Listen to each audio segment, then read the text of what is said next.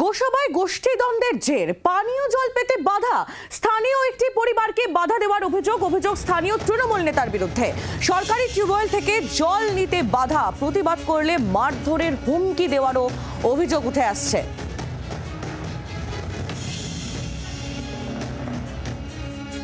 আমার ওই নাতনি জল নিতে গেছে, জল নিতে গিয়ে কলসি পোড়াচ্ছে, ও বাড়িতে ছুটে এসে ওর গালে একটা চড় মারলো, মেরে বললো তোর মারবার জন্য আমরা খুব চেষ্টায় ছিলাম, তা তোর মারতে পারেনি, তোর মেরে নিই। আমরা হয়তো অন্য দল করি, ওদের দল করি না, ওদের সাথে ভোট দিই না, তার জন্য আমাদের জল দেবে না। বল যা তোর চিত্ত বাবা কী করতে পারে তার দেখে নিয়ে। প্রসেনজিৎ সর্দার আমাদের প্রতিনিধি রয়েছেন আমাদের সঙ্গে টেলিফোন লাইনে। প্রসেনজিৎ, পানীয় জল নিতে বাধা কেন, ঠিক কি অভিযোগ?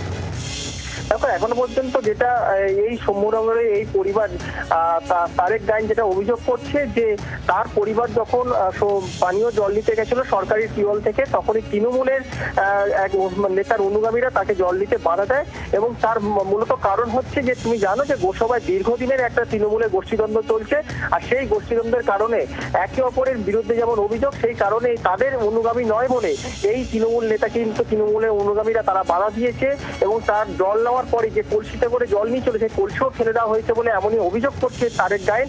ইতিমধ্যে গোসাবা থানাতে একটা লিখিত অভিযোগ দায়ের করেছে এই তৃণমূল নেতার বিরুদ্ধে।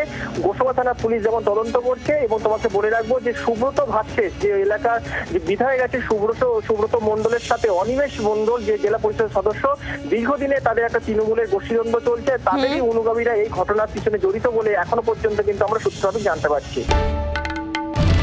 বাংলার আওয়াজ, বাঙালির আবেগ, জি 24 ঘন্টা।